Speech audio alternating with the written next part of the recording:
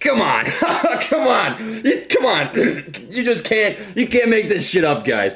It's my birthday. I'm 24 years old. We're up 3.8% here in the pre-market. Lamp is freaking cooking with Crisco. You can't. Coincidence? I think not. Oh, man. What is up, everybody? Welcome to Trey's Trades, where we freaking talk fast and slap the ask, baby. Like the birth by saying, I'm not a financial advisor or expert, so take what I say with a grain of salt. Let's get into the video. So today, my friends, my fellow Gorilla Gang, we're going to talk about ticker symbol AMC here and give you a little bit of a morning chat. I kind of want to talk about this prolonged effect that we've seen with AMC stock. There's been a word that's been tossed around quite a few times, this pump and dump idea, even though pump and dumps don't last 6 months, but what the fuck do I know? I'm just some 24-year-old freaking nobody in the middle of who knows where.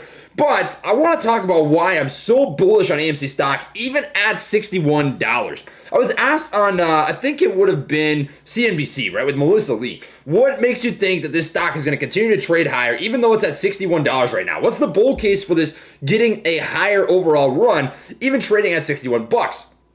And this is my two main arguments. One, shorts haven't covered. In fact, they're freaking doubling down, which is absurd, but I want to focus on that. We already know that. I want to talk about the strength of AMC stock, right? So think about this. I've compared this before to a Tesla sort of squeeze, right? Now, if you look at Tesla, let's just look at this on daily candles, just to give you an idea of exactly what I'm talking about. Tesla went through a long freaking short squeeze from, I would argue, March of 2020 all the way up until, November of 2020. It went from freaking $58 all the way up to $450 and then all the way up to $900. You could even argue that it squoze all the way up until January, right? So this sort of huge, humongous freaking bull run was a combination of a three, facet sort of feedback loop. It was FOMO buying, you had gamma squeezing, and you had short squeezing, right? All three of these things led to a year-long freaking run in Tesla, right? From freaking $50 up to $900. Well, now you're seeing the exact same thing start to happen in AMC stock, right? You're seeing this very slow freaking grind up to where we're trading right now. Man, that is such a disgusting bull flag. Look at this thing. But you're seeing the exact same thing happen with AMC stock, right? People will say on national news, on mainstream media, financial media, this is a pump and dump. But I would argue the exact opposite just based on the way that this is trading. Think about this, right? We ran up to $77 on June 3rd. That was already 3 weeks ago. It's been a long time since we hit that freaking $77 mark. And since then, nothing but only technical trading has been happening, right? This is literally picture perfect consolidation. Now, last Friday, some people were down in the dumps, right? Because we ended up touching up pretty decently high up to almost $65 and then up closing off the day at $59.26. But I'm not disappointed in that in the least bit because when you're in doubt, you got to zoom out and look at the entire picture. And the picture is this. Consolidation. Consolidation is not barcoding. Barcoding, I'll show you an example of barcoding, meaning that you're just trading penny by penny by penny by penny scalps back and forth, back and forth, back and forth. Sundial is an example of barcoding. This is exactly what barcoding looks like, right? That's not healthy price action. But what you're seeing with the AMC stock is this bargaining essentially back and forth, back and forth, back and forth for better prices in which people want to pay for the overall stock. For whatever reason, my freaking Weeble has been acting really goofy lately.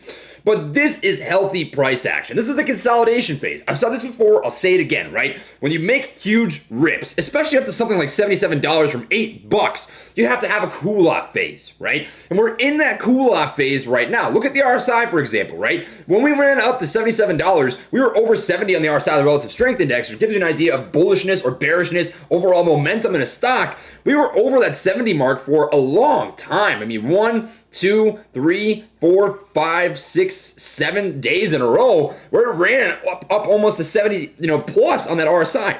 So what we're trading right now back and forth in this consolidation zone is healthy. It's very, very, very solid, healthy price action. This is actually really confirming what I, stated a couple months ago, where I think this is going to be a slow grind up like you saw with Tesla, where you have this endless feedback loop of those three facets. FOMO buying, gamma squeezing, short squeezing, where you'll have shorts that establish positions, they end up getting squoze out, they cover their positions, some gammas, some call options running the money, causes a gamma squeeze, people buy the stock, it runs up, pulls back a little bit, more shorts establish positions, and then the cycle continues and continues and continues and continues. That's what you're watching happen with AMC stock right now.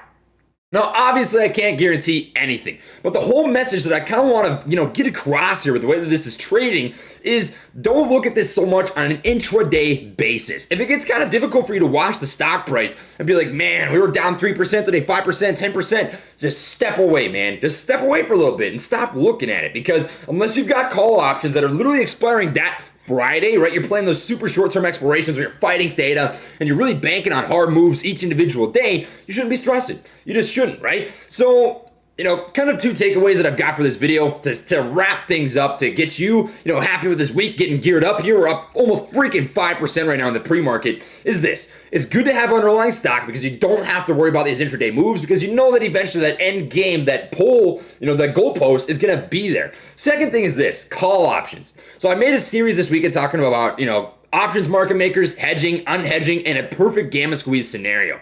With call options, if you want to play them, what is the best way to play those call options, right? It's not to play those super short-term expirations unless you're kind of just YOLOing the play, right? You want to play longer out expirations so you're not fighting theta or time decay, right? Losing value, intrinsic value on your call option with each passing day. This is just me. You do what you want to do. I'm not a financial advisor, obviously, but I think the best way to play call options is to give yourself a month, 5 weeks, 6 weeks, 7 weeks to be able to truly capitalize on the intrinsic value growing as it slowly starts to squeeze up, right? Think about this. With AMC, what have we noticed is that this is not a violent, abusive, freaking explosive run that's just bam, it's done. Like you hit it, you miss it, you're out of luck. It's a slow grind up, right? So if you have far out call option expirations, you can take advantage of the fact that it's slowly grinding up. And then when it makes its run and it consolidates for a while, you can either A, decide to exercise it, B, sell it, buy more call option stock, whatever you want to do, right?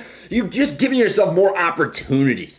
So if you're going to play call options, you do what you got to do, right? That's your financial responsibility. But if you're going to play them, just think about it, right? The way this has been playing out, the way this thing has been running, the way it's been slowly grinding up to higher highs, higher lows continuously over time, it's in your best interest with call options to let the true intrinsic value grow over time instead of waiting for that slam dunk one-day run that you might have on those weekly expirations. So we are sitting absolutely beautiful right now, my friends. I hope that you guys are jacked for a light taps, absolutely beautiful week, because I think you are going to have one. We're up 5% here in the pre-market, and I think it's only going to get better from here. That's what I've got for this video. So blah, blah, blah. I know this people drop it like it's subscribe. Whatever you want to do, my friends. By the way, last thing, $64. That $63, $64 range, I'm telling you, we get clean break through that. $70 is that next level. So that's what you're watching for. Neckline break. You get that neckline break, my friends, and you're looking at something absolutely filthy. So that's what I've got for this morning video. Catch you all in the next one. Much love. Light taps, baby. And peace.